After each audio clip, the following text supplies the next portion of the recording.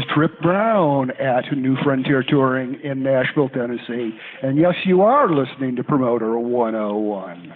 I'm Luke Pierce. This is Promoter 101, episode 21. As always, joined by Emporium Presents, Dan Steinberg. Hey, Luke. I'm excited about the podcast week. We covered some seriously cool guests. It's a great episode we have lined up. We're going to be joined by Paradigm's Tom Windish, Atlantic Records' Harlan Frey, Greg Parmley for ILMC will preview their upcoming conference, and Adam and Nathan from Royale Entertainment will stop by as well. I can't wait to get into it. But before we do, if you have any questions or just want to reach out to us about the podcast in any way, shape, or form, just email us at steiny@promoter101.net. Hi, it's Rick Greenstein. I'm with the Gersh Agency, going to be on Promoter 101. The Promoter 101 World Tour continues, so come see us when we're in a town near you. March 8th and 9th, watch for us in Great Britain as the Yanks are coming to ILMC at the Royal Garden Hotel. This Wednesday, March 8th, Steiny's going to be moderating the YouTubers, Money and Millennials. It's a panel featuring Free Focus and Kilimanjaro Live's Mark Walker, WME's Alex Boulay, Mainland Music's Mark Lambelet, and YouTube star Rose and Rosie. This Thursday, March 9th, we'll be in the Highgrove Suite at ILMC recording live interviews for the podcast, including Sire Artist Manimich, Adam Parsons, and Wizards Promotions, Julia Franks, and a few more surprises. Come check us out March 9th, 2 o'clock. And next Thursday, that's March 16th at 2 p.m., South by Southwest, Steiny is going to host a conversation with APA's head of music in the Austin Convention Center in room 16AB. We'll also be throwing a party during South by Southwest, and details will be following on the webpage soon for that. April 19th, Canadian Music Week 2017. We've got a classic combo of Golden Voice's Elliot Lefko and UTA's Jack Ross. A few other surprises on the way. Hi, this is Jack Ross from UTA. I'm going to be at CMW, live on stage with Steiny for Promoter 101. It's time for the news of the week. This week, we're joined by Pollstar Magazine's Debbie Speer. Welcome to the podcast, Debbie.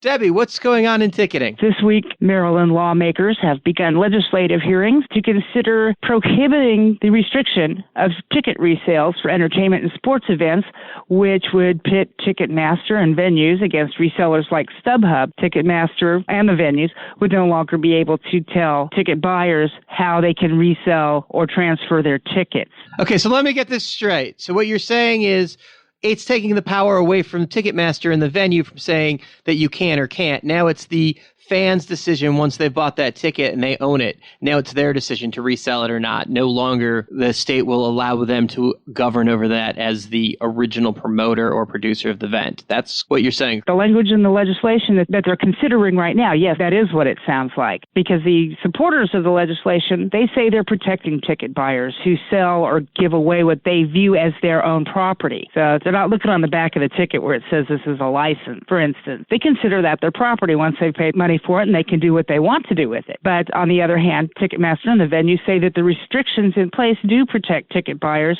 from scalpers and particularly from bots. And I think a lot of the reason suddenly coming up is with the signing by former President Barack Obama of a bill that would ban bots that we haven't seen whether this is an effective bill or not. It does seem to be emboldening legislatures to take action. Well, it doesn't seem like there's enough anti-legislation out there to protect scalpers.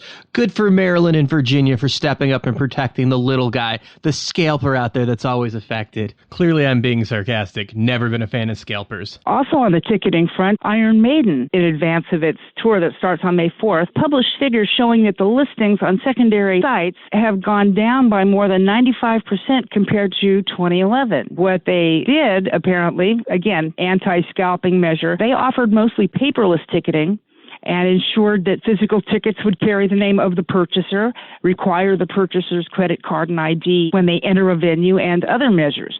So you can compare that against what they're doing in Maryland and Virginia. Right on. So they're protecting the fans, and that's what we love about Iron Maiden. The fans come first. The ticket price is keeping them down and keeping things out of scalpers. Because at the end of the day, those guys are just making money off of everybody's hard work and investment. Fuck those guys and right on Iron Maiden. Thank you so much for joining us for the news, Debbie. Thank you so much for joining us for the news, Debbie. IQ is reporting that Live Nation Spain chairman Pino Sagliocco has been appointed a Cavaliere, which is a Knight of the Order of the Star of Italy, an order of chivalry awarded to those who have boasted the profile of Italy abroad. The knighthood, which is granted by the Italian president, at the recommendation of the Ministry of Foreign Affairs, recognizes what Caserta Sagliocco has worked seamlessly for more than 40 years to keep Italian culture alive outside Italy. Dan, thanks for giving me that piece of news with those very difficult to pronounce names and words. You know, when I saw IQ Magazine report that, I just figured it would be much better for you to pronounce it than for me to try to. I'm still waiting for somebody to issue you some sort of knighthood, Dan. When is your thing coming? I don't know, but that would be awesome. Hebe of the highest order, I think, right? I think that works, although I don't think President Trump is going to be giving that out to your Hebrew friends. Billboard broke the news that Lady Gaga will be headlining both weekends of Coachella, learning that she will be replacing Beyonce. Exciting news. Did your bets pay off? I lost that one. I was sure it was going to be Katy Perry. Our buddy Dave Brooks was reporting that Paradigm's Greg Janice is leaving the company to head over to UTA to head their special events and corporate department. So LA and NYC are getting the Classic East and Classic West festivals, aka Irving Fest, with the Eagles and Fleetwood Mac co-headlining both events in July, planned for Citi Field in New York and Dodger Stadium in Los Angeles. Also reported by Billboard magazine, Dave Brooks. He's killing it right now, Luke. Very happy for our friend in his new gig. Golden Voices warned that Coachella.com account holders of a potentially large data breach. In a message they sent to users on Tuesday, the concert promoters had recently discovered that hackers gain access to personal information, including names, emails, phone numbers, and birth dates provided to Coachella by the festival goers using their website. So not even the greatest festival in the land is no match for hackers. This is just a basic aside here. If you haven't seen this short joke video called Concert Promoter Consultants, please go to YouTube and check it out. It is absolutely hilarious. Dan, we should also make sure we post that to our Facebook page. Yeah, I think it's up there already. The thing is hilarious if you have a couple minutes. Finishing out the news, Depeche Mode announced a North American run. And ILMC 29 sold out. We'll have a preview of the conference with Greg Parmley later in the podcast. That's it for the news of the week. This is Dave Brooks with Amplify Media, and I will be on Promoter 101. Let's catch up on Dan's Promoter 101 tweets from the past week. When acts break their own announce dates, venues call me to just tell me how much it means to them. One of the biggest prog acts in the world posted their tour dates on the web without mentioning to their manager, agent, promoters, or venues. So when the phone lines lit up across the country at venue box office this week without notice, well, let's just say shit flows downhill right to my desk. When an agent tells you an act sold out last time in the market, but fails to mention they were the support on the date. Yeah, this maybe should have been an Agent 101. Fucking classic, dude. So this one is amazing. When someone tells me they know the Promoter 101 guy, and to get me, speaking of Dan, on the podcast, he really had no clue. Hashtag happened. I guess it worked out because I'm here on Promoter 101. So this asshat pulled off his promise, I guess. This was really amazing, Luke. It really blew me away. He had no clue. That does it for Promoter 101 tweets this week. Be sure to follow Dan on Twitter @TheJew. Hi, this is Steve Martin, not the actor, not the PR guy, the agent from APA. I'll be on Dan Steinberg's perpendicular, fantastic, psychedelic Promoter 101 podcast from South by Southwest, Thursday, March 16th. This week's feature interview is one we've been getting a lot of requests from listeners, so we're thrilled to welcome the one and only Tom Windish. Promoter 101 at Pollstar Live. We're joined in the suite by Tom Windish. Thank you so much for making time for us. Sure. Thanks for inviting me. So you've become Paradigm. Windish has been your agency forever, and you've been doing that for 20 plus years, right? I did Windish for 16 years. I was at Billions before that for about 7 years. And how did you get into the business? I did shows in college, SUNY Binghamton. This guy came to me towards the end of my freshman year and said he was dropping out of school, and would I put on this show with the Feelies on the last day of class. And he taught me what all was entailed with that. I put it on, and it was like the greatest night of my life. Oh, cool. I ended up getting an internship at William Morris in New York under Johnny Padell, and he fired me 3 weeks later. And I started booking bands then. I had an agency called Bug Booking. I called it that because I had to bug people so much to book the bands. That's great. And that led to a job at Windish? Or at Billions, excuse me? Yeah, a couple. I think I did that for like 2 years. I ended up moving to Chicago, I guess in the middle of that, basically because I had a really cheap deal on rent living above Lounge Acts, the old rock club. They charged me $100 a month, utilities included, and I moved out to Chicago in January in a snowstorm, and maybe 6 or 9 months later or something, I joined up with Billions. I hadn't met Botch before, but I had a ton of respect for him and his agency and his bands and everything, and I was really psyched when he called, and we worked out a deal, and I started working there. So who was your first signing? The first band ever is called New Radiant Storm King. They're from Northampton, Massachusetts. They played my college, and they played New York. I think they were on Homestead Records. I loved that band. And my third band is actually playing my wedding next week. They're called Low, and I've booked them for 25 years now, maybe 24 years. I remember you used to sell them to me when I booked the Mercury Cafe. Yeah, super slow band. They're going to play when my fiance walks down the aisle. I'm really excited about that. Congratulations on getting married. Thank you. It's been a transformative month.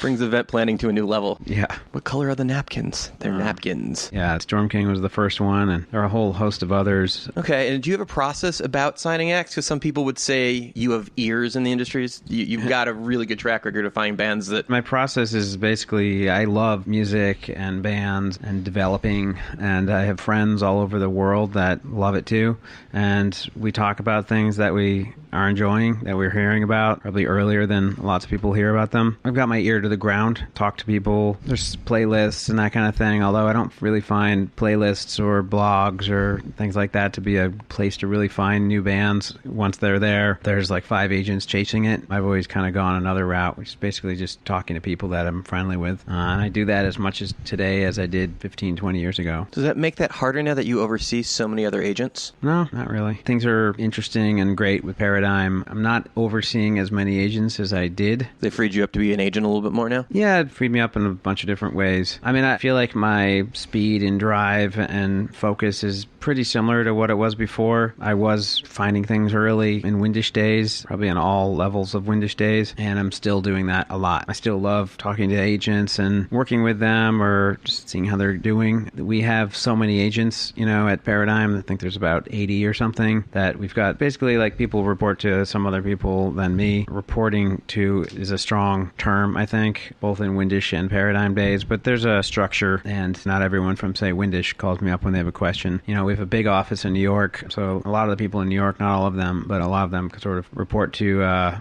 people in New York, and that makes sense to me. Okay, and that's clearly been a good thing because you guys started out, it seemed like, as a half partnership where your name was still out there, and obviously things are going well because you're fully now rebranded. Yeah, I mean, I thought that when we did the first deal with them and when we talked about doing the first deal, it took quite a long time, that we would end up changing our name to Paradigm at some point. But like Marty did with Little Big Man, I remember from where I sat, when Little Big Man changed their name to Paradigm, I thought, well, I wonder when they were going to do that, because I kind of thought they were the same thing. And I kind of used that as a roadmap for when I wanted Windish to change the name. Maybe we did it a little faster than Marty. I don't really know actually what his timeline was, but I felt like people we're doing business with really were kind of seeing us as the same thing, didn't really understand how we were different.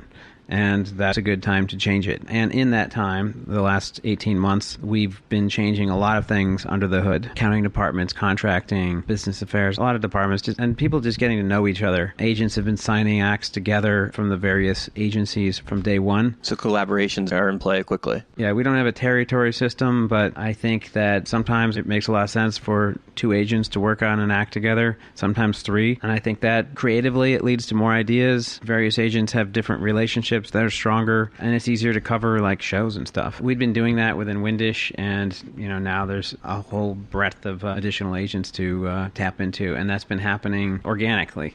We told people we like this, it's a cool thing, work together, try it out, get to know people, and it happened.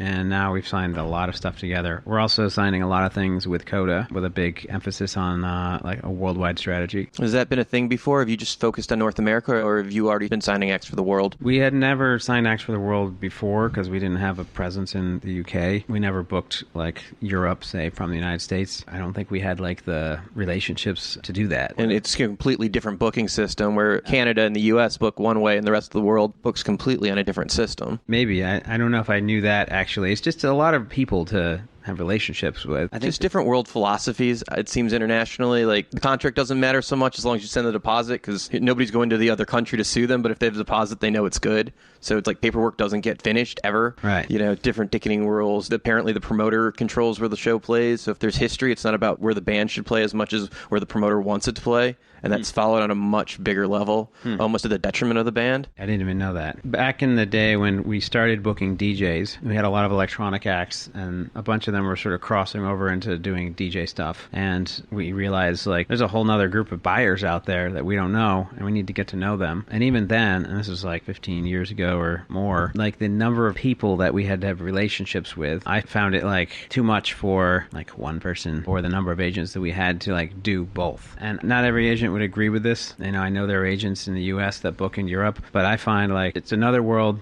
There's a lot of people to know. Relationships are built over time, and it requires a lot of bandwidth. And there's agents in the UK and Europe that have those relationships and that knowledge, and I'd rather work with them than try and do everything. I want to do everything like A++ level. I often, like, evaluate what's the quality of work we're doing for my client or our clients or whatever. Is it an A++ level? Is the strategy we put together or the way we executed that strategy, is that as good as it possibly could have been? And when I'm planning in the future, you know, I think about that as well. And I think if I was trying to book the whole world, I wouldn't be able to do it A++. There's other people that have relationships that have been around for a really, really long time, and they should do it. So the strategic partnership with Coda seems like that'll help open that up. Yeah, Coda was great. Like, organically, we had already shared about 150 acts with them without having any sort of partnership. They're very like-minded with Windish. A lot of our agents were very friendly with them, and we are friendly with a whole bunch of other agents over there. But without even trying, I'd say, like, the majority of our business ended up there. So now, like, we're officially partners, and that kind of, like, puts fertilizer on or something. That's very cool. So there was a moment in the Windish career where you started the independent agency, and it was basically you booking shows on your own to it became a much bigger agency. What were the pieces that happened that really turned that agency from a small agency to mid-size to a larger independent? I mean, I wouldn't call it a moment. You know, I'd call it a 10-year transformation or something. You know, I don't have, like, a business school background. The whole plan was a napkin or just in my head. You know, we hired Brad Owen to book DJs because Sam Hunt and I were like, man, we got a lot of DJs now. We should get someone else to, like, focus on that. Yeah, good idea. Okay. Who should we get? You know, we had a list of like 3 people or something. Like, oh, let's go talk to that guy, Brad, that we really like, who we've been doing really cool stuff with. And he'd been there like 6 or 7 years. Like, maybe he'd want to do it. Maybe he doesn't want to be in the club until 4 o'clock in the morning, 2 or 3 nights a week anymore. I don't know. Who knows? No offense to Joe Shanahan, you know. Right. We love him too. But a lot of the growth is just kind of common sense. Like,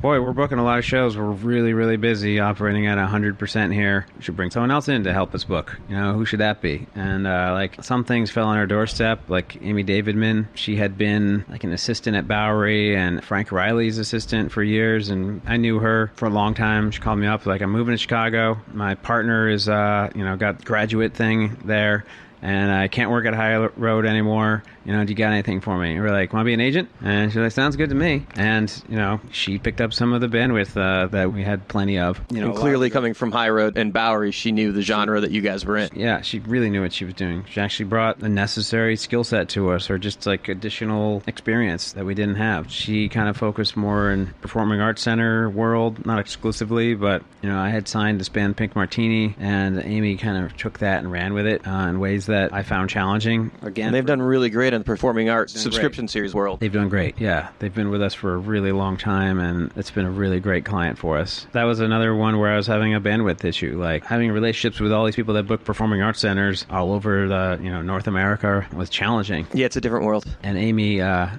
did a really great job dealing with that. And you guys also brought Todd Walker in to develop that side of the business, right? Yeah, we brought Todd in. I remember going to APAP one year, and there was a table with a ton of people standing around it, and they were all waiting to talk to Todd. And I was like, who's that guy? He's the guy. Oh, that's Todd Walker, you know? And I'm like, well, I need to know that guy. Best sweater vest in the business. Yeah, he's got a collection. Okay, actually, the synergy of him coming in puts Seth Molaski and Kevin Kastrup and Todd all on the same team, which is dollar for dollar got to be the best arts booking department in the country. Well, thank you. Yeah, I mean, I feel good about it. I'm really excited about it. I'm excited about our whole group of agents and people and extra services. Like, we love developing artists. We've got a really great roster. You know, no one's like fighting with each other. There's no issues.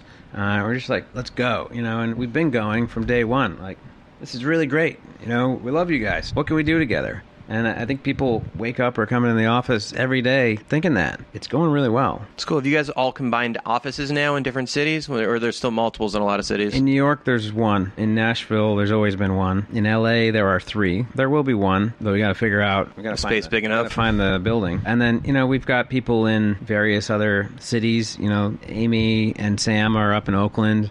There's no one else from Paradigm up there. They've got the Monterey office with a pretty large group of people. We're not like telling people, you've got to move to one of these key cities or you're out. So Todd will stay in Boston? Todd will stay in Boston. Todd's a great agent for us, and he has no interest in being anywhere else, and that's okay. I'm not dying to have, agents on their own all over the country or world, but if it's the right fit and you can make it work, I'm not opposed to it. It's an interesting thing. Now, you guys are known for finding, some of the acts that do really well on the festival circuit and that are hot and breaking. What do you have your eye on right now that you think is going to have a big year? Well, this band Wolfbeck, actually one of the only bands I can think of that I've signed in the last many years that actually already had a following, but they're doing really well. Have you heard of that band? Yeah. Yeah, they're crushing. There's a ton of stuff. It's phenomenal. There's been a renaissance in the music industry ever since Napster became a thing. I call it a renaissance. I think it's been an incredible thing. It's been incredible for my business and the types of bands that I book, because a lot of them were bands that would have been ignored by the traditional record and music industry. But they're great. They're doing some things a little bit outside of what is normal or something. But democratically, they find these audiences online, and they're blowing up left and right. And it's really, really cool. I'm going to have a big year with Alt J, a really big year with Lord, and the XX is already having a huge year. When you break an act like that and they're booked on all the festivals, does that change the process of how you're routing a tour, waiting for those festival offers to come in, or do you know well in advance when that stuff's going to happen so you can work that stuff out? Well in advance, yeah. I wouldn't say we're really waiting longer than we should to book venues. I'm having these conversations with festivals 12 months in advance, sometimes more than that. Not every offer comes in 12 months in advance, but often the festivals will be the tent poles, and then we'll figure out, okay, now what's the strategy around it? And, I'll figure out every market I want that act to play on an album cycle, and if there's certain markets that they should play twice or something, and then I kind of cross them off the list and make sure we hit them at the right times. Well, the success of Lord, you guys couldn't have possibly known when that first broke that was going to break as big as it did. Nope. So if Coachella was in that first album cycle through and wasn't on the main stage, it seemed like the crowd was so big that obviously would have been something, if they could have adjusted, they would have, but obviously billing on a lot of those things is locked in, and you can't just move some of those bigger bands off the main stage. Does that become a problem historically, or does it just show the amazing demand for the act? Yeah, it's not a problem. She had a moment there, and she doesn't need to be on whatever the biggest thing when she played, and we've had a lot of other bands have those moments at festivals or whatever. It's kind of like when you sell out any size venue and there's people outside clamoring to get in. It's a moment, and I love those things. And that's part of my strategy with booking these artists.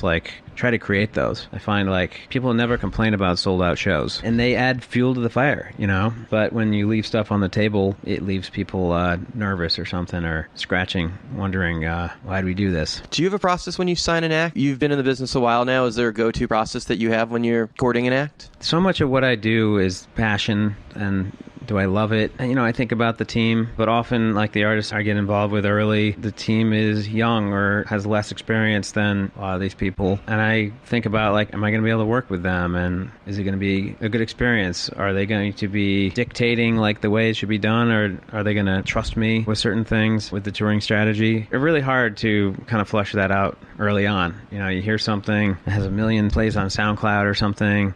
The manager's never managed an act before, and every label in the country's calling them, every agent's calling them, all these people are calling them, and it's hard. But I don't know, I feel like this business is like batting averages or something, I choose where am I going to place my beliefs or whatever, and where will I focus my time, and I just go after stuff I love. Some of it, a lot of it, doesn't do well. There's still acts that I love, though, and the night I signed the first Paradigm deal, I went to see this band that I absolutely love. They're called Factory Floor. They were playing in New York. I walked to Mercury Lounge from my office by myself, and there were about 100 people there.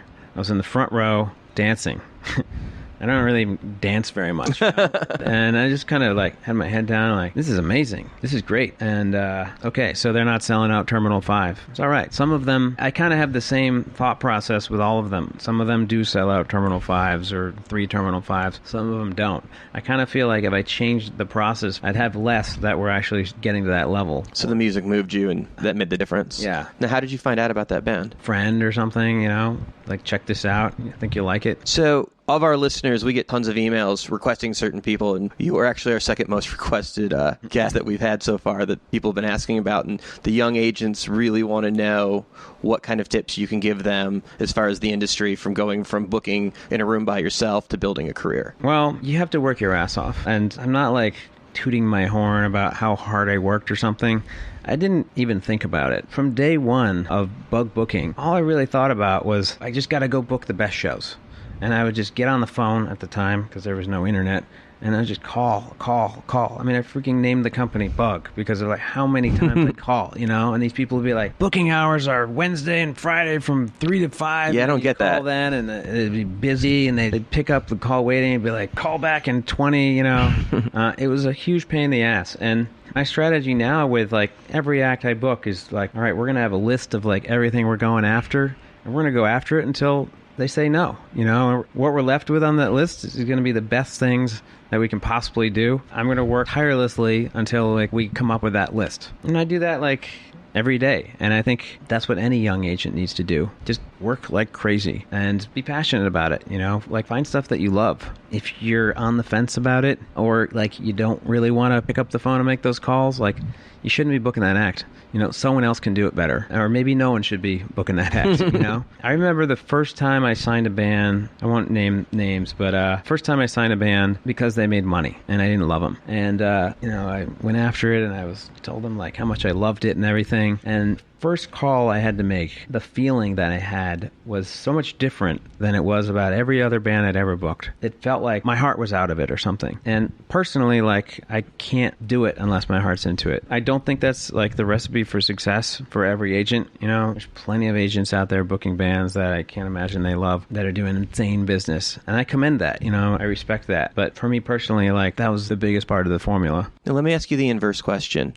When a talent buyer, young club buyer, or somebody getting in the business is trying to get your attention, what can they do for you to take them seriously and actually give them shows? I mean, I think being level-headed, aggressive, persistent, but not overly, calls in addition to emails, in-person meeting in addition to calls and emails. Don't like get too upset or taking it personally when you don't get the show, because I've got long relationships with a lot of people that I've had a very good thing going for a long time, and they're going to get most of my shows. But I also sign acts all the time that those people don't really care about. They'll care about them when it reaches a certain tipping point or something. And, you know, I'd love to find promoters that are like, you know what, I saw you sign that band. I think they're amazing. Can I do the show with you the next time they come to so-and-so? I'd much rather work with that type of promoter on a developing act than one who's just doing it because I book it. So somebody calls and identifies a brand new baby act that they're super into opposed to giving it to somebody else the first time that's just doing you the favor. Yeah. I mean, I have a lot of acts when I first signed them. I book them shows where I really don't care how many people are there to see them. I just want them to get out there and play. And then So Far Sounds came along, and I'd much rather have the bands play that type of thing than play the shows that I get where the promoter just puts them on because I say, please, please, please do this.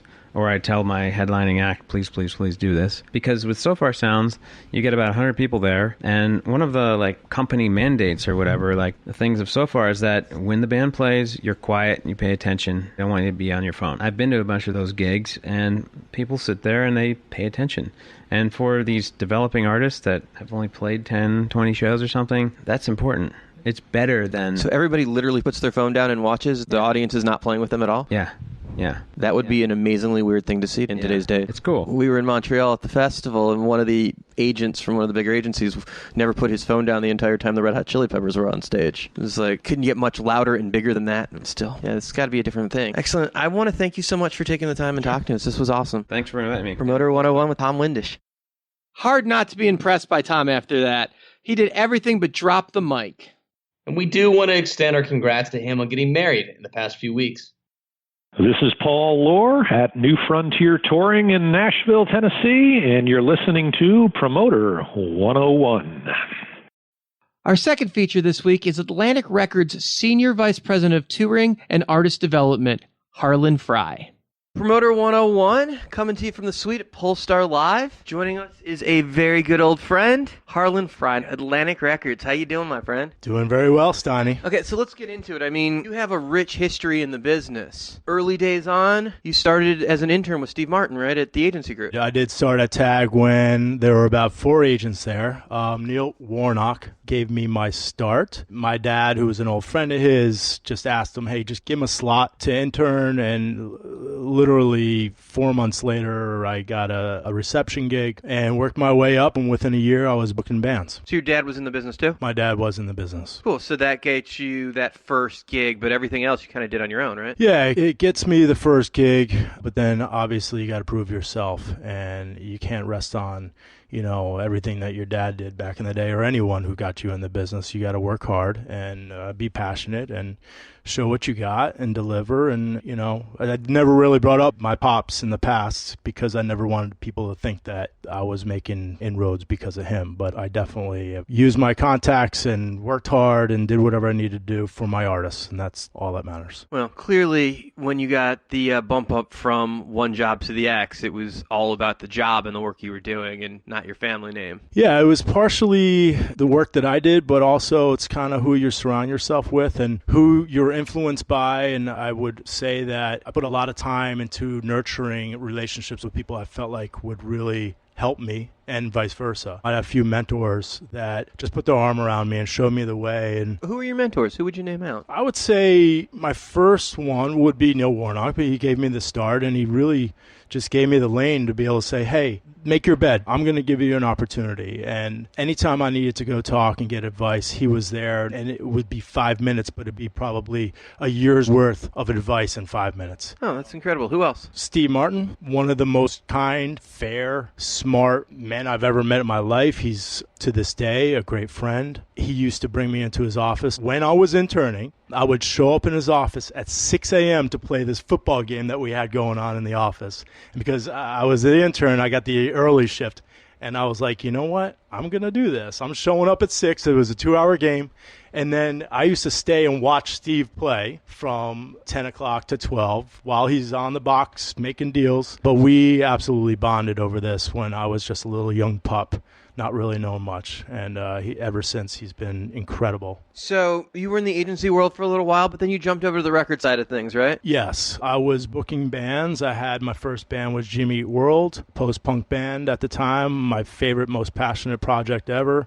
I picked up Mineral, Sensefield, a lot of emo bands before they were kind of fashionable. And then Jim Garino gave me a ring. Legendary manager. Yes, unbelievable visionary. And he asked me if I wanted to take a trip over to the record side and learn all about, records, retail, sales, marketing. And I did some scouting for him. So I opened up Time Bomb East Coast as a regional and worked radio, retail. I was on the road nonstop. It was probably the hardest 3 years of my life, but I learned an incredible amount.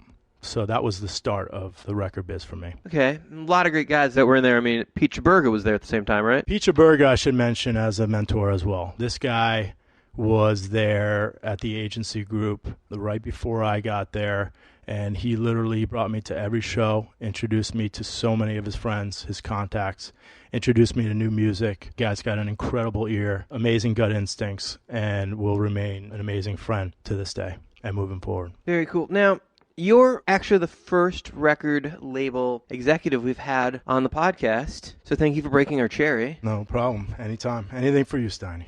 So the label world has changed. Yeah, why are there not more labels doing your podcast? Well, I don't think it's a matter of whether they'll do them in the future or not. I think it's just a matter of access to people, and this is the first major conference that's come up since we started the podcast, and label guys don't come to Aspen like they used to. I mean, even you didn't come this year. Yeah, well, I had a baby, and family first. Next year I'll be there. Absolutely, but I imagine we'll have more. I mean, we'd certainly love to talk to our friends on the label side, but with this responsibility of being the first guy from the label side, let's talk about what the label does. What's the function? Because I think there are a lot of people that truly don't understand why they need a record label at this point and what the function of the label is. Because when you and me got into the business, we used to see all these big record guys come to the conferences and hang out, and those guys bought all the awesome dinners. I mean, you would love to go hang out with guys like Vince Banning because, like, he had the big expense account.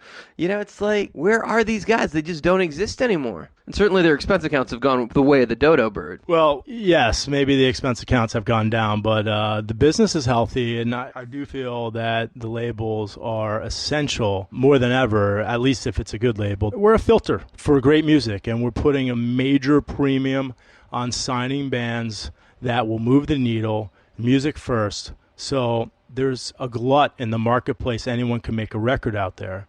But not everything is great, and that is our job, is to bring incredible music to the marketplace and then nurture and develop those artists to expose them to more and more people, and with hopes of having a long-term career. And that is our job, is to bring great music, market them the way that they should be marketed, in the way that they want to be marketed, and bring their music to the masses. Our job is to facilitate and see their vision through. So let's talk about your career path. You were at Roadrunner. Yeah, so I spent 3 years at Time Bomb, and I really want to get back to the live side. And Dave Kirby, who used to be at the agency group, God bless his soul, miss him dearly, got hired 6 months in from when I was answering phones. He said, hey, do you want to work with me?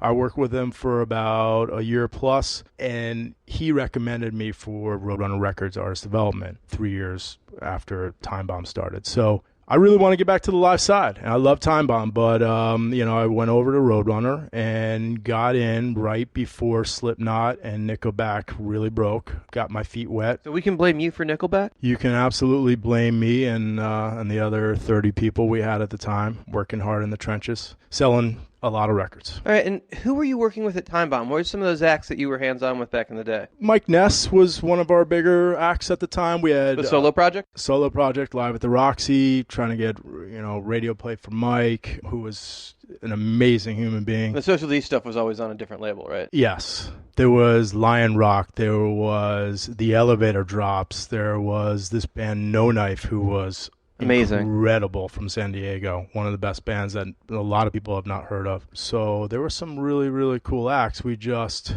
didn't break a ton during that time, but you didn't have the resources that Roadrunner had, right? We didn't have the resources. We had Jim. Jim would use whatever leverage he had to, get stuff going for us. But, we were a very small operation. I don't think we needed to sell 1 million records to be profitable. It was very much more of a mom and pop. But it would have been cool. It would have been awesome. But, it was a great experience. All right, and let's talk about the jump to Roadrunner, which came right after, right? So, obviously, you mentioned Nickelback and Slipknot. Who else was over there? The Dream Theater, right? Dream Theater. We had Dragon Force, Kill Switch Engage, Cold Chamber. We had Typo Negative, one of the most historic, cool metal bands of all time. Fear Factory, Sepultura. I mean, it doesn't get any better than that, more credible. We had a rich history of amazing metal. And ironically, I was never really a metal guy. I wanted just to get back to the live side, but I grew to appreciate the culture and what it stood for. And, I immersed myself and really got to know all the bands in that world. And I could see the difference of which bands could actually move the needle and grow. And it was an incredible experience. 13 years. We had some amazing success. I worked for some of the best people in the business, Jonas Naxon and Case Wessels and Doug Keogh, and learned a hell of a lot, which brought me to Atlantic Records. Okay, so how long were you in that world? How long were you there? I was at Roadrunner for 13 years. So that's a long, It was a long stretch. And then you got pulled up, because Atlantic and Roadrunner are tied, right? So it's like you were at the minor league team and you went to the pros. Yeah, I mean, basically, Julie Greenwell called me and said, I need you to come up to Atlantic. I mean, Atlantic had just purchased Roadrunner in full. They had 50% before. And actually, it was right before the purchase was made. She called me and said, I need you up here to run our artist development. And you'll still work with Roadrunner, which is great, but I need you to oversee our touring and artist development for, our 100+ acts and all the imprints, and be essential services to all the labels. And so, you get a call from Julie, you definitely pay attention. And of course, I took the opportunity. Was there a raise with that? There could have been a slight raise. And I don't think you mentioned what you're making now? No, a couple dollars here and there, but Yeah, we're about passion. This is a family organization. We're privately owned, and we're not all about the dollars. We love what we do, and we have a great team. Let's talk about what you do. So you're at Atlantic, and you're overseeing everything when it comes to what's going on. Now, what does artist development truly do? Because that sounds like you're the guy in charge of making acts go from the garage to being a household name. So what's actually involved with that process? Well, there's a lot of gray area with artist development. It's basically what you want to make of it. It's essentially what is it going to take to help get the band from point A to point B and grow. On a base level, and most labels who have artist development departments, they're essentially buying tickets, and they're also running the promo schedules for the artists. I would disagree that most labels aren't buying tickets. Okay, well, if there's a New York play and an LA play, they should be buying tickets to get VIPs out and tastemakers out, and if they're not, then I don't know. Anyway, so... Not saying all, but I'm saying most. Right. Most are not. Well, not every label has... That day has gone away. Not every label has the resources to do so, but those who do, the majors, I would say their departments probably focus mostly on that stuff and promo scheduling. Are you involved with finding the tours? I am definitely very involved in finding the tours. It's half the battle when we have a baby band. When you don't have much going on, you have to look internally to see, band XYZ who we have developed. We go to them and we ask for favors and we get those slots. And we also expect our agents and managers to pull the same favors early on. So are you we involved do that. with helping figure out who the agent's going to be when an act comes to you without an agent? Yes. When we are asked, absolutely. There's some agents who just wait for spins to happen in order to get tours, and there's some agents who get their hands dirty and will pull favors and work and do the job that needs to be done from day one. And that's what we care about. So, yes, not only do I get involved, but Julie Greenwald gets involved and Crane Kalman gets involved. We're spending a lot of money on these acts, and we need to make sure we're in good hands. Okay, so you're sitting there trying to build an act. What about the acts that are built? Are you still involved with developing something that already exists in its place? When the bands are already developed, there's always work to be done. I mean, at the end of the day, routing radio plans through and making sure all our needs are being taken care of. We're getting the tools necessary, not just to keep the success going for these big acts, but to continue to grow them, because you can never get big enough. And so, yeah, we're constantly working the acts. We're working with promoters on where we advertising, what kind of monies are we spending, what can they do to tag our record, what can we do to actually get my own tour advertising budget. So because we have 360 deals, we're not just doing album ads, we're doing tour spots. Okay, let's take a second and talk about you just said 360 deal, and I think the normal industry knows what that is, but I think the younger people that listen to the podcast that are new to the business might not. Can you explain the 360 deal? 360 deal is essentially a label participating in various rights, whether it's touring, merchandise, ticketing, VIP, what have you. We have paid for these rights, and we have divisions and people who actually facilitate the work in each area. We're not just passively collecting, we're adding to the equation and earning our dollars in those cases. So how is that not indentured servitude? Our interests are aligned. We're paying for these rights. We have a touring department. We're delivering tours. We're marketing these tours. We have probably 100 people hired for merchandise and VIP ticketing. Will you sign deals that aren't 360 deals at this point? We don't really. I mean, it's very rare that I we know will sign one a in deal. particular, but It's very rare. Well, that might have been an old deal. It will happen, but it's very rare. And honestly, I'm not drinking the Kool-Aid, Dan. It works. It absolutely works, because there's a lot of cases where a band will start selling a bunch of tickets and merchandise, but we're not seeing sales. So if we're going to invest, it just levels the playing field. It allows us to invest money and not worry so much, well, where are we going to see our return? And when you have a 360, we're going to receive return somewhere. It allows us to take more chances. It allows us to be creative, and it just aligns our interests with the artist, which is a much more holistic way. I win, you win. Team. Everybody makes, everybody takes the risk, everybody's a player. That's right. You're married to the act. We are. Yes. You share a wallet. We share upside. We do. Backs don't really take downside. There's a lot. They brought the talent to the table. You brought the checkbook. That's right.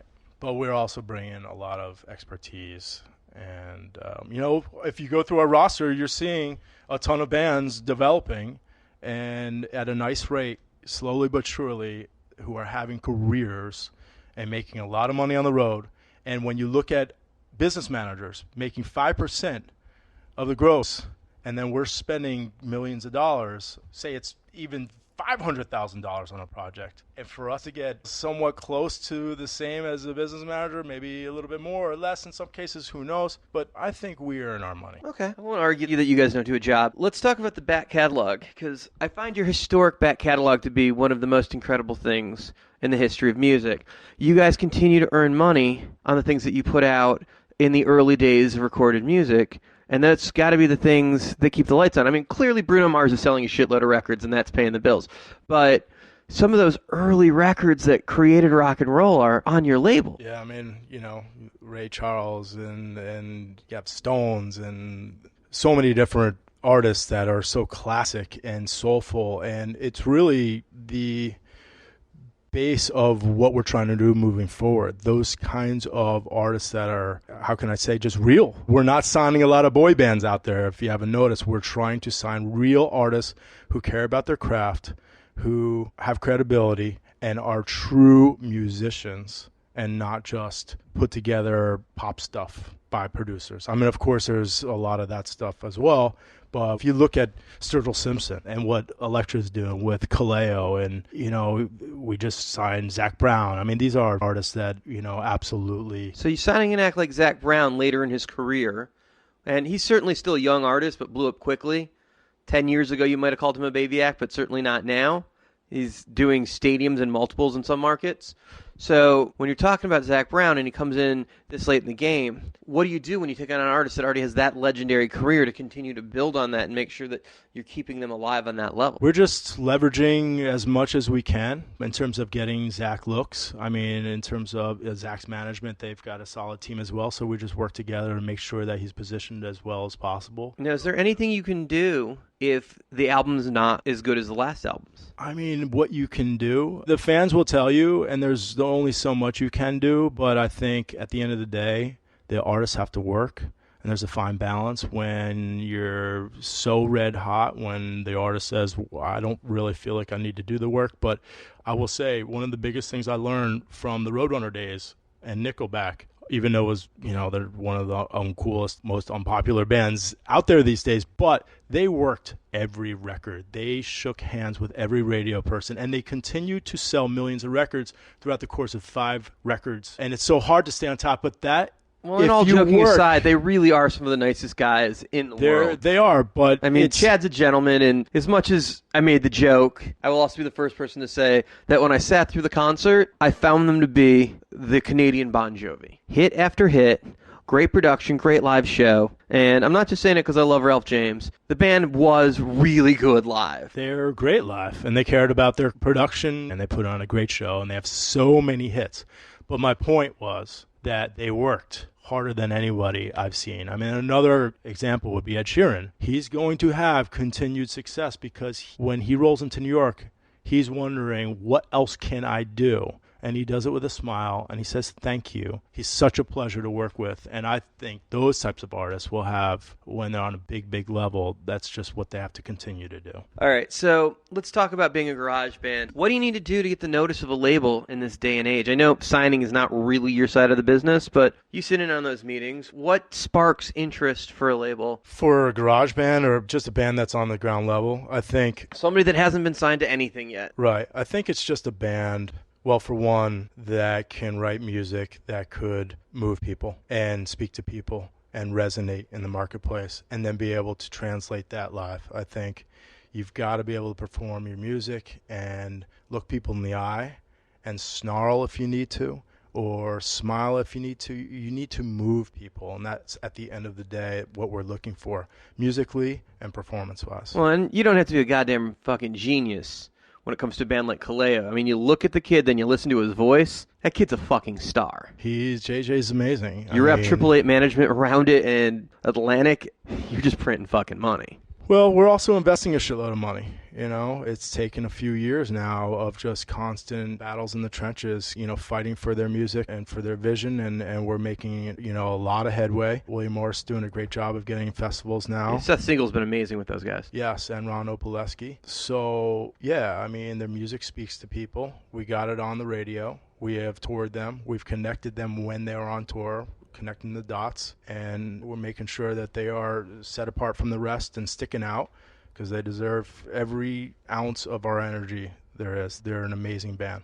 I think they're going to write many more incredible records. Well, I think the world is excited about Sturgill Simpson. What an amazing artist. I remember in the early days before you guys signed him, like having the conversations like, this guy's the real thing. He is, you know, he is the real thing, and he has a point of view, and he knows how to speak to his fans, and he writes incredible music, obviously with a Grammy nod. And which is one of the best things in the world, right? The whole country going, who the fuck is Sturgill Simpson at once in the mainstream, but they were asking the question. Yes. It got there. The Grammys Without did something amazing by giving him the nod, and he seems to be living up to the hype. Without a doubt. I mean, the live show is great, and his voice is incredible, and I'm a huge fan. That performance on Saturday Night Live. And let's talk about that. I mean, yes, he blew that away, but is that something you guys do as the label? Did you guys put that in the play? Yes, we call SNL. We work them on whoever our priorities are to say, hey, we've got to get this done. It just But makes Atlantic sense. pulls a lot of weight with shows like that. You guys are a major label, so Yeah. you guys might have more of a chance than, say, the management team, who probably worked with you, but I imagine you guys made that call, right? It's different for every artist. Sturgill might have an independent publicist,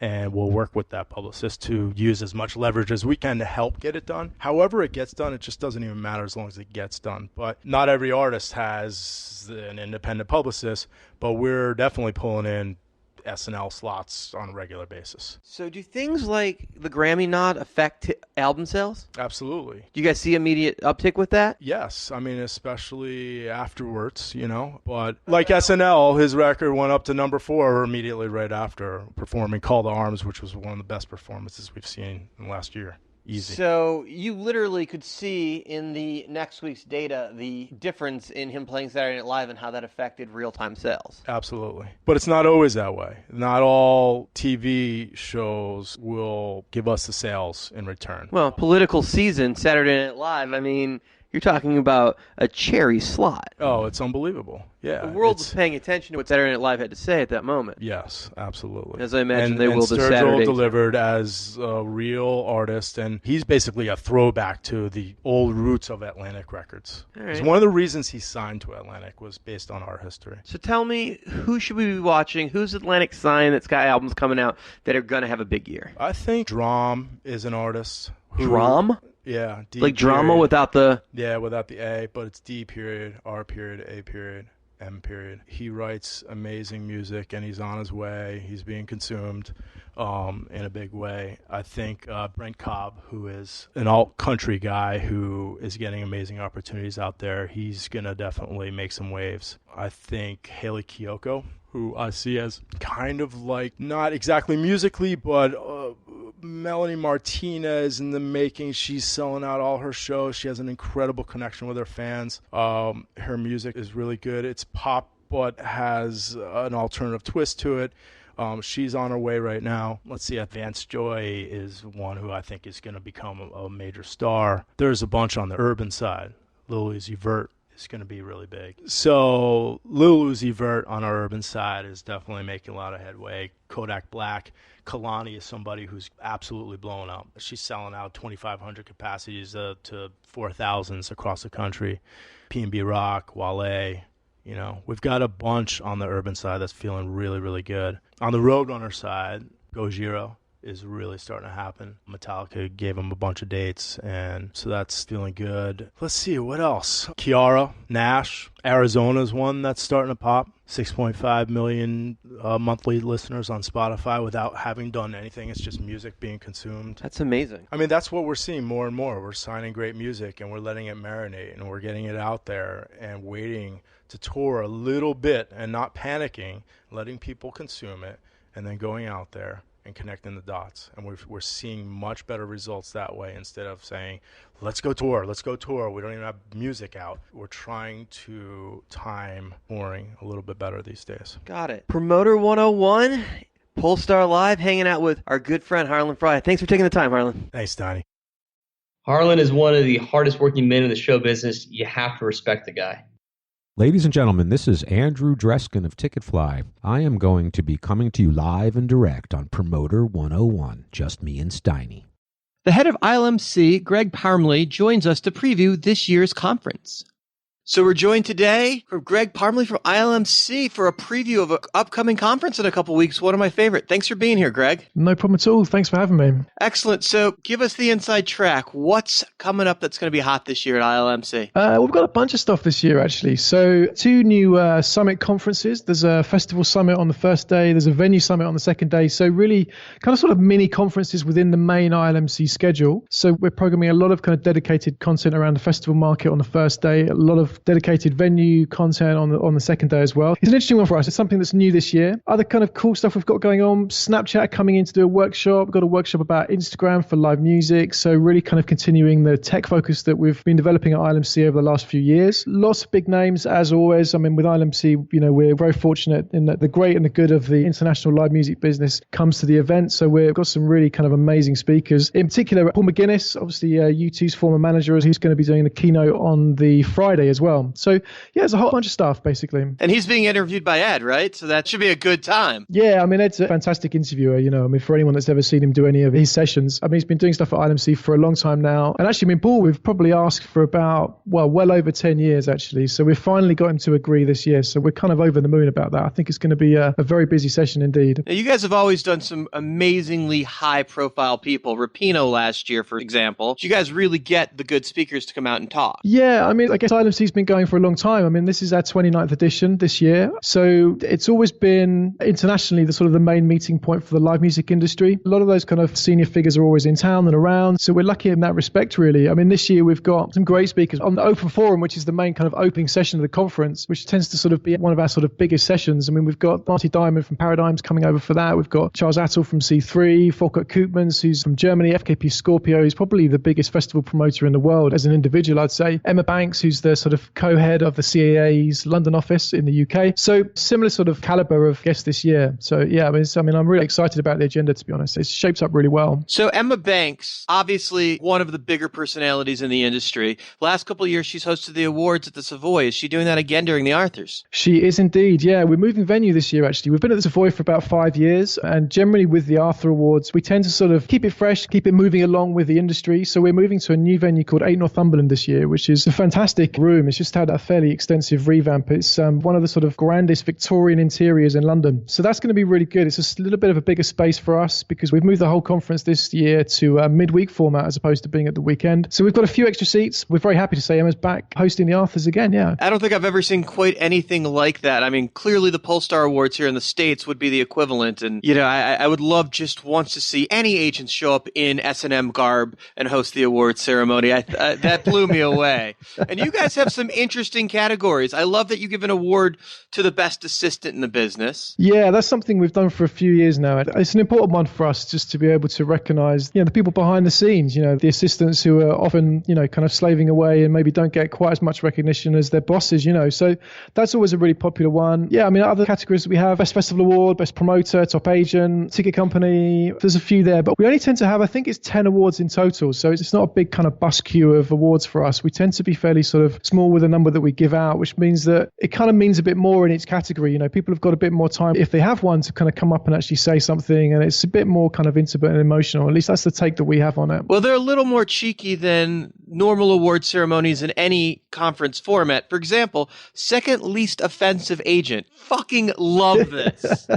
Is that to say that there's somebody so offensive that we all know who that is and you can't even reach that level? Yeah, I think there's a history to most of the names of these awards. So I think there was originally I think actually the history to the second least offensive agent is that in the very first Arthur Awards, Martin Hopewell, the founder of ILMC, won the Best Agent Award. And so after that, I think he actually changed the categories series to the second least offensive agent. It was originally the least offensive agent, so that no one else could ever be as least offensive as him. So that's kind of how it happened. So they tend to be a little bit more kind of tongue-in-cheek, and they certainly kind of, when the Arthurs sort of started out, it was almost like an anti-award show. The irony, of course, is that over the 20-odd years that it's been running, people tend to take them very seriously indeed these days. So, what started out as a very sort of tongue-in-cheek thing is actually taken fairly seriously by a lot of people, despite the names kind of still being slightly kind of silly. Well, I think there's a couple things that are particularly awesome about ILMC. The business in America is completely different. US and Canada run differently than the rest of the world. And you see that when you go to ILMC, how the rest of the world does business. And it pretty much is uniform around the rest of the world in the entertainment industry of how things work. And then there's how the business works in North America. Mm-hmm. And it's very fascinating to see. And you guys display that on a very high level. Some of the things that always pop out to me is the contracts don't matter nearly as much as the deposits.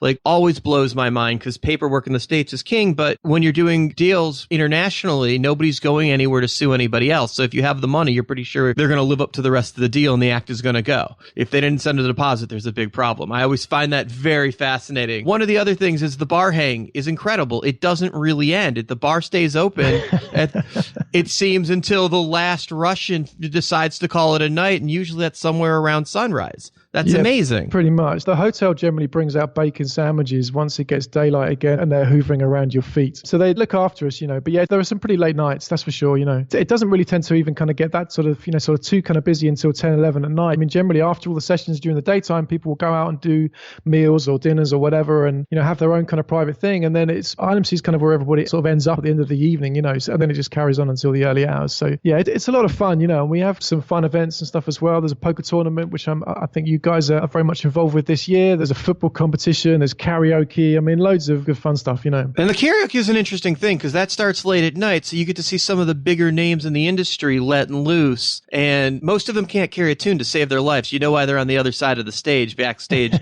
But when you get to see some of these bigger guys carrying a tune and trying to hold up, it's great. It really changes that vibe of personality. I can't let you go without talking about, I'm very excited for my first chance to chair a panel in the UK. Yep. The YouTubers panel. I'm very excited about this because I think it's a great topic. You guys have put together a very cool session for me to chair. Yeah, this is one of the ones I think it's going to be really good this year, actually. It's something that we're seeing certainly in the UK and it's starting to kind of happen around Europe as well, is this sort of explosion of like YouTube bloggers who are starting to tour and really kind of do great business, and there's such a direct crossover with, the regular kind of live music industry. But I think most people in the industry have never even heard of anything like that at all, So that's going to be a fascinating one. And we've got Rose and Rosie, who I think are particularly kind of well known on YouTube, are coming down as well to sort of flesh the session out. So yeah, it should be a good one. Yeah, excited about that. And Alex Bruley from William Morris Digital in the UK, who's exploding with his roster right now. So it should be a good time. And Mark Walker's certainly on top of that space too. So really, really looking forward to diving into that session. So we want to mention the podcast is going to be recording 4 sessions while we're in town on the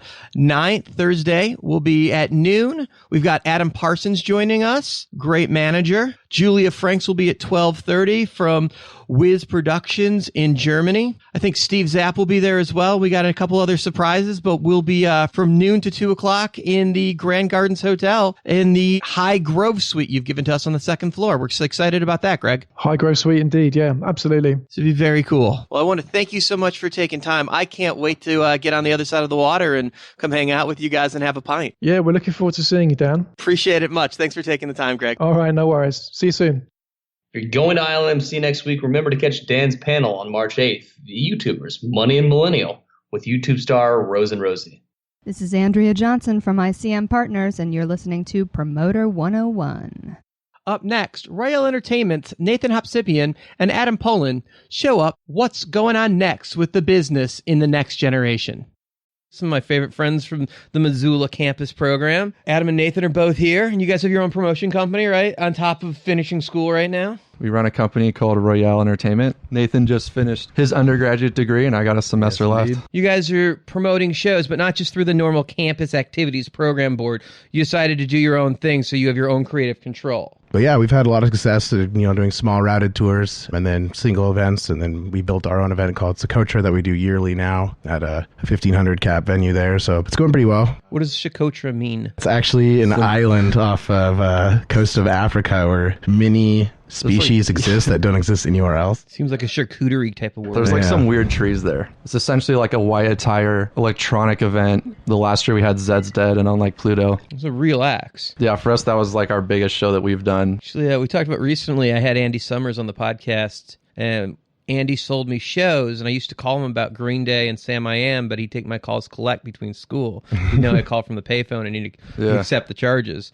And we used to joke that his commission at ICM was probably less than the long-distance collect phone fees were. But he was so supportive of the concept of me buying these $100 dates to Sam I Am for a skate park back in the day. Yeah, you started really young, right? Yeah, but I think there's that thing where it's like people want to help students. I just feel like there's a time and place to pull the student card. This is going to hopefully springboard you guys into a career in entertainment. That's what you both want. We have about 5 people right now that have co-ownership, and then we bring in other people. Right now there are 3 other people that we bring in, help us do marketing and recruit street teams, as well as run production alongside us. But we do work as a team, absolutely. We're always in communication, and no one person really makes a decision alone. We always ask each other what we think, and our input's definitely valued across the board. But yeah, it's definitely like a group of friends that are just trying to figure out their own little area in entertainment, see what we're interested in. So we have been doing show promotion, but we've also messed around with a little bit of artist management and soon want to start an artist collective. There's merchandise too, right? Yep. And then we also have an apparel LLC. We design and sell a bunch of types of hats, shirts. Now, is that being sold at retail, or is that just online, or are you just selling at shows? It's sold at some local stores in Missoula. We sell online, and we sell at every event that we do. So how many shows a year are you guys doing at this point? Probably around like 20 to 25 to 40. So it's probably a show a week while school's in. Yeah. We actually work with other production companies, so we'll travel and work festivals and a lot of shows during the summer while circuiting our own still, but we definitely have more of a focus since we're in a college town. It's a lot easier to promote when all the students are around. Obviously coming from a good education in a school that really is heavy into the music entertainment scene. I don't think that Pollstar's ever seen a school represent the way that Missoula did last year. It's totally because of the heavy alumni support that the program has and the success that they've had, along with the appointment of a new director. I think it's a cool thing what you guys have got going. What's the goal 5 years from now? Where are you guys going to be? Yeah, we want to make a move to a new market because, Missoula is limited. We want to own our own venue. We want to get our merch into as many stores, national chains as possible, and put Live Nation out of business. Yeah, I remember the first time I emailed an agent and I was like really nervous. What was your pitch? I'd love to hear this. What was the pitch? I'll tell you mine if you tell me yours. Like I still know that my first pitch, and I'm still a fan of it actually. It's essentially, I was just like, because I'd always heard how agents and their emails can be like kind of short, and like kind of blunt. And so I remember thinking, well, I want to, have this full kind of written essay explaining who I am and all this other stuff. But at the same time, I know this dude's probably getting he doesn't give a fuck. And he's getting 1,000 emails a day. So maybe I make it really short. And I ended up going for the long approach. Appreciate you guys taking time to talk to us. And so I appreciate you guys taking the time. Yeah, thanks for having us. With all the talks of millennials not having a work ethic, these two guys give us hope. Indeed. Hey, it's Elliot Lefkoe, promoter from Golden Voice in Los Angeles, and I'll be talking to Dan, Promoter 101 from Canadian Music Week on April 19th. So sharpen your skates and smell the ice. Well, that's it for Promoter 101. Coming up next week, from the godfather of online ticketing, CEO of Ticketfly, Andrew Druskin. Also, ICM Partners agent to the stars, Andrea Johnson, and Scott Perry will be back to catch us up with what's going on in the tech world. Keep on the lookout for some great guests coming up in the show, including the reigning king of comedy, the agent from Gersh, Rick Greenstein, and New Frontier Touring's Paul Lohr and Trip Brown. If you have thoughts about the podcast, hit us up by email. It's steiny@promoter101.net. You can follow us on Twitter. I'm at W. Luke Pierce, and Dan's at The Jew. Be sure to subscribe to Promoter 101 wherever podcasts are listened to. And if you like what you're hearing, drop us a review or tell a friend. We want to hear from you. If you have any questions, you can always go back and listen to some of the past podcasts at promoter101.net. Past guests include Kevin Lyman, Brian O'Connell, Jay Maciano, Stuart Ross, Jamie Loeb, David Klein, Mark Geiger, Bill Siddons, and Shep Gordon, just to name a few. I'm Luke Pierce, and for Steiny, have a great week. Hi, this is Scott Perry. You can catch me on Promoter 101 with Dan Steinberg.